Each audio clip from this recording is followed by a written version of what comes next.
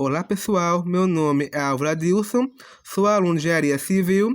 Foi uma questão do livro Eletricidade Básica, segunda edição, dos autores Milton Gussow e Tchau.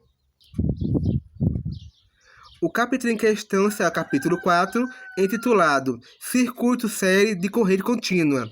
Vai da página 105 a 92. A questão escolhida é a 4.17, da página 88. O que ela nos diz? Um divisor de tensão é formado por uma associação de resistores de 3.000 ohms, 5.000 ohms e de 10.000 ohms, em série. A corrente na associação da série é de 15 mA. Como temos um circuito em série, a corrente é a mesma em todos os pontos. Para isso, usar a lei de Ohm. E o que ela nos diz? Que a tensão total será igual à corrente vezes total. A corrente dada, como temos em mili, que é uma unidade de 10, quer dizer que temos a menos 3. Então, nossa corrente, que está aqui, que é 10 vezes 15, aqui é menos 3 amperes. Primeiro, a letra A.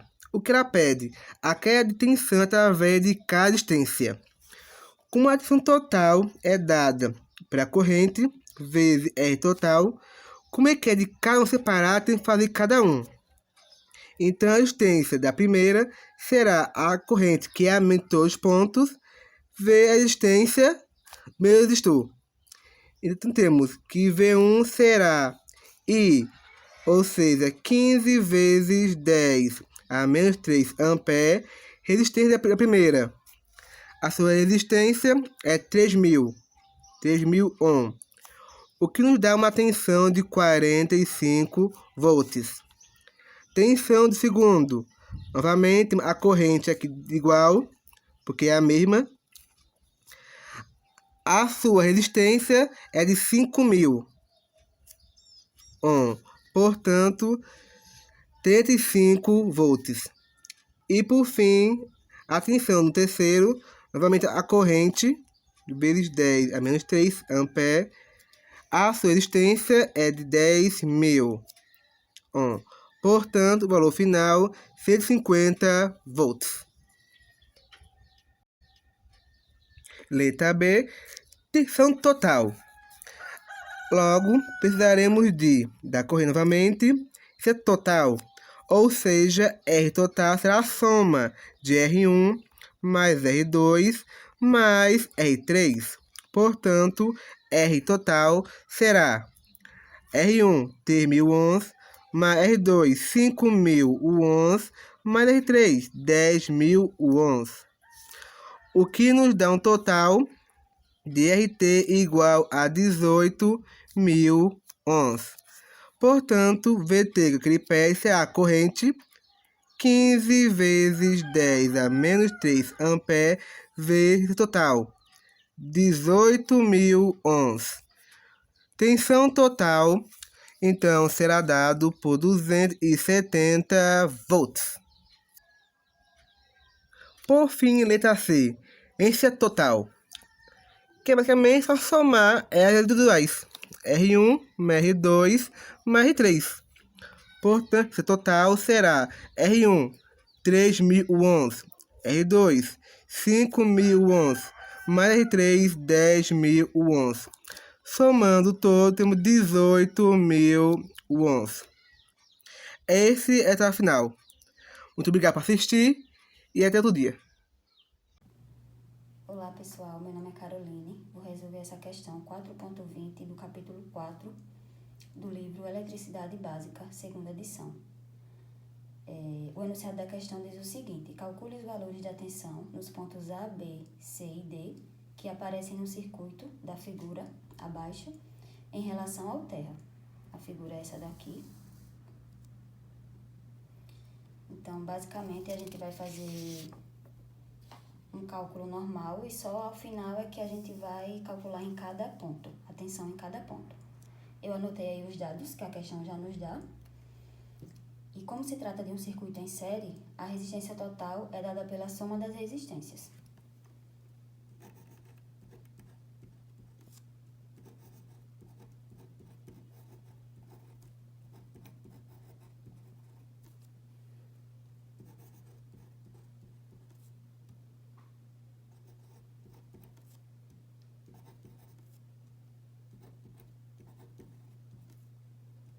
Logo, temos que a resistência total é igual a 30 ohms.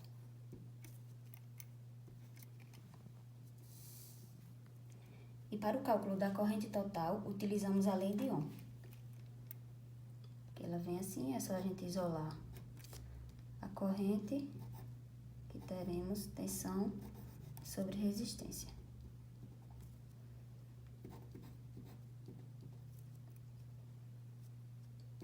Que é 60, dividido pela resistência total que a gente encontrou, 30. Logo, a corrente é 2 amperes.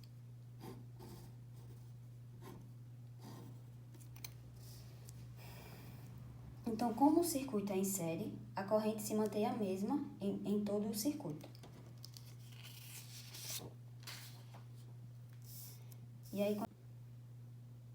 E para o cálculo da tensão em cada resistor, nós temos a lei de Ohm. Continuamos usando a mesma fórmula, que é igual à corrente que a gente utilizou agora, vezes a resistência em Ohm, que vale 5. Então, a tensão é 10 volts.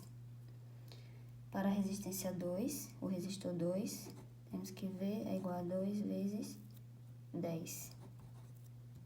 Então, V é igual a 20 volts. E para a resistência 3, o resistor 3,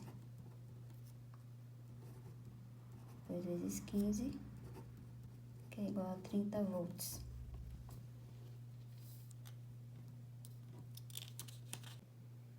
E então, a gente pode calcular a tensão em cada ponto. A gente acabou de calcular a tensão em cada resistor, mas ele pede em cada ponto, no ponto A, B, C e no D. Então, no ponto A, como não há nenhum resistor no caminho até ele se mantém o mesmo. Então, no ponto A, ele será ainda 60 volts.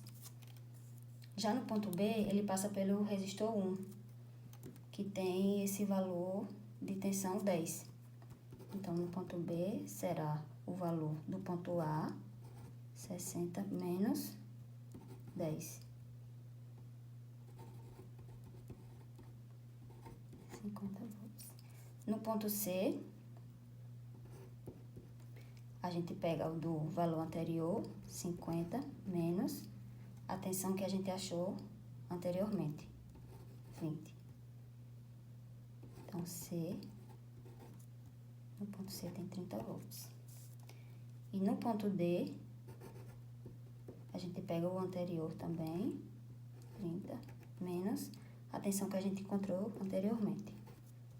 Então, no ponto D, nós teremos 0 volts. E aqui é uma informação que consta no livro, que foi citado no início dessa questão, onde uma vez que aterramos o circuito em D, que foi o caso aqui, o VD deve ser igual a 0. Então, a gente confirma. Tudo bem, pessoal? Como é que vocês estão? Eu sou o Raul Brandão, sou aluno de Engenharia Civil, da matéria de Eletrotécnica Aplicada. Estou fazendo um trabalho para resolver a questão 25 do capítulo 4, do livro de Eletricidade Básica, a segunda edição de Milton Gusson. O enunciado da questão diz o seguinte: se um fio de cobre tiver uma resistência de 4 ohms a 20 graus, qual o valor da sua resistência a 75 graus? Se o fio for de número 10, qual o seu comprimento em metros? Para começarmos a resolver essa questão, extraímos aqui os dados que a questão nos fornece para saber o que temos e o que precisamos encontrar. Além disso, colocamos aqui também as relações que utilizaremos para resolver essa questão. A relação de cima vai nos ajudar a responder qual o valor dessa resistência quando a temperatura está a 75 graus. Já a relação de baixo vai nos ajudar a encontrar qual é o comprimento do fio. Mas para utilizarmos ela, precisaremos primeiro encontrar o valor dessa resistência a 75 graus. Aqui colocamos de novo os dados que utilizaremos para resolver essa questão. E você pode perceber que tem esse coeficiente alfa. Esse coeficiente alfa é encontrado através do auxílio da tabela 4.2, que também está presente no livro. Você encontra ela através do material cobre, que é citado no enunciado. Esse coeficiente alfa, que seria o coeficiente de temperatura, tem um valor de 0,004 ohms por graus. E para obter esse ΔT, que seria esse acréscimo de temperatura além dos 20 graus, ele seria obtido pegando o maior valor da temperatura e subtraindo do menor. Assim nós encontramos os 55 graus. Depois disso, reescrevi aqui essa relação, e esse RT, que seria a resistência mais alta, a temperatura mais alta, eu escrevi como R1. E o R0, que seria a resistência referente à temperatura mais baixa, eu escrevi R0, eu deixei como R0 mesmo. Depois disso, eu fiz a substituição dos valores e fiz a conta até encontrar um valor de 4,88 ohms. Depois disso, nós vamos encontrar agora qual é o comprimento do fio. Para o comprimento do fio, nós podemos perceber que quem está em evidência aqui é o R, seria a resistência. Nós vamos ter que utilizar os valores que já obtivemos e os que temos para substituir e realizar um algebrismo para poder encontrar essa resposta. A resistência que utilizaremos será obtida na última conta. Esse ρ, que seria a resistividade, também é obtido através do auxílio da tabela 4.2, onde a gente percebe que para o cobre é um valor de 34,1. Esse A, que seria a área dessa seção transversal reta do fio, também é obtido através do auxílio de uma tabela. A tabela agora 4.1, que seria essa área que está em circular milha. E a gente vai obter isso através do dado fornecido pelo anunciado, que seria o número 10, a bitola de número 10. Para esse número, nós temos uma área de 10,380. Agora, obtido todos os valores que nós vamos substituir, substituímos nessa relação e realizamos o algebrismo para podermos isolar esse comprimento. Após isso, nós efetuamos as devidas contas até encontrar um valor de 1,485 metros. Isso é curioso porque no livro ele dá um valor um pouco diferente do gabarito que ele nos fornece. Mas esse foi o valor que eu obtive no meu trabalho. Obrigado. Muito obrigado pela atenção.